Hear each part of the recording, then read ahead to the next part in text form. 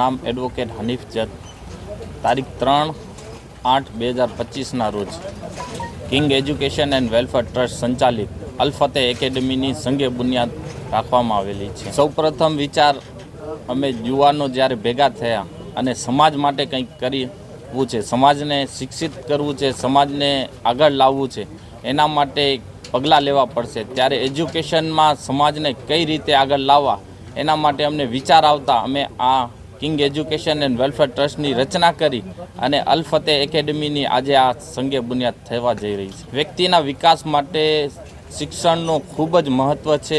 શિક્ષણ વગર ક્યારે પણ કોઈ વ્યક્તિનો વિકાસ થઈ શકતો નથી, તેનો વિકાસ રૂંધાઈ જાય છે।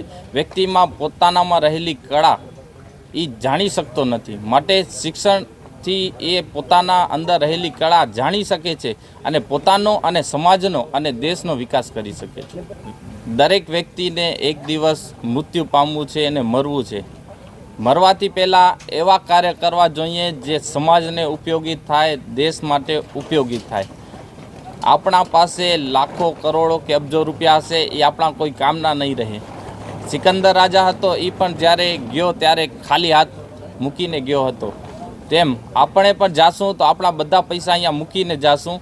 ને હું તો એડવોકેટ છું એટલે જોઉં છું કે એના વ્યક્તિના મરવા પછી એના વારસો છે ને એ પૈસા માટે કેવી રીતે લડતા ઝઘડતા હોય છે।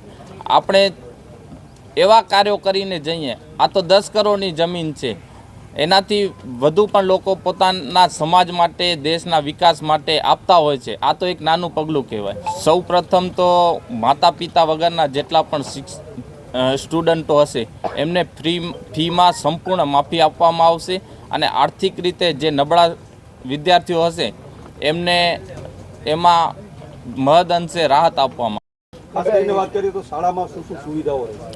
શાળા સંપૂર્ણ સુવિધાથી સજ્જ હશે। CBSE સાથે ટાઈપ કરી શકે તેવું એનું બાંધકામ ઇન્ફ્રાસ્ટ્રક્ચર હશે। દરેક વ્યક્તિ એમાં સાથ સહકાર આપી રહ્યો છે। દરેક વ્યક્તિને એમ છે કે શિક્ષણમાં કંઈક થવું જોઈએ, સમાજમાં એવો કંઈક થાય કે જે સમાજ માટે આપણે કહીએ ને કે સમાજના વિકાસ માટે હોય। આ પથ્થર છે, આપણે પાયાવિધિનો જે પથ્થર રાખીએ છીએ ને એ પથ્થર સમાજના વિકાસનું પથ્થર હોય, સમાજને અલગ દશા અને દિશા તરફ લઈ જાય એવા પથ્થરનો જ્યારે 3 તારીખે આપણે કરવા જઈ રહ્યા છીએ એના માટે સમાજના દરેક વ્યક્તિનો એમાં સાથ સહકાર મળે। 3 ઓગસ્ટ 2025માં મુન્દ્રાની સરજમીન ઉપર જે એજ્યુકેશનના સ્કૂલ જે ખુલી રહી છે ધ અલ ફતેહ એકેડમી, એનો જે પાયાવિધિનો સંગે બુનિયાદનો જે કાર્યક્રમ રાખવામાં આવ્યો છે, હું આ તમામ મીડિયાના માધ્યમથી મુન્દ્રા તાલુકા અને સર્વે કચ્છના સમાજને એ અપીલ કરું છું કે એ પ્રોગ્રામમાં આવે અને જે યુવાઓ આ જે પહેલ છે એ યુવાઓએ કરી છે, એ પહેલને સંદર્ભે એ તમામ આપણા મુન્દ્રા તાલુકા અને તમામ કચ્છવાસીઓની એ ફરજ બને છે કે એ આજના યુવા પેઢી છે એ એવી પેઢી છે કે જે સારા કામમાં આગળ આવશે તો દુનિયાની મદદ અને તમામ જેટલા સમાજ છે તમામ સમાજોની પણ એમને મદદ મળશે।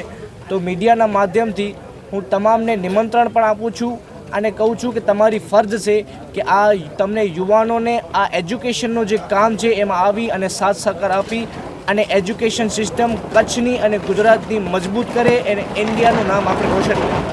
નોર્મલી હજી જે ફીઝનો જે નોર્મ્સ હોય એ તો હજી ડિસાઇડેડ હવે પ્લાનમાં આવશે, પણ જે નોમિનલ ફીસ છે કે જે આજના યુગમાં આપણે અંગ્રેજી માધ્યમની સ્કૂલ હોય અને આપણી રહેણાંકના એરિયા કરતાં થોડી દૂર રાખવામાં આવે તો નોર્મલી આપણે અલગ અલગ તાલુકાઓમાં જોવા જઈએ તો અંગ્રેજી મીડિયમની સ્કૂલો જે સિટીથી દૂર રાખવામાં આવી છે એની બસ ભાડાની અને રિક્ષા ભાડાની આપણે ફીસ જોવા જઈએ તો વર્ષની આપણે 15 થી 20 હજાર આપવી પડે છે। આ સ્કૂલ ખોલવાનું ઉદ્દેશ્ય એ છે કે જે અંગ્રેજી માધ્યમમાં જે 15 થી 20 હજાર જે ટ્રાવેલિંગના લાગે છે એ જ ફીઝમાં આપણે અહીંયાથી સમાજના આપણે જે વિદ્યાર્થીઓ છે એ રિક્ષા ભાડાની ફીઝમાં અહીંયાથી એજ્યુકેશન હાસિલ અને સૌથી સારું અને બેસ્ટ એજ્યુકેશન અંગ્રેજી માધ્યમનું હાસિલ કરી શકે। Thank you.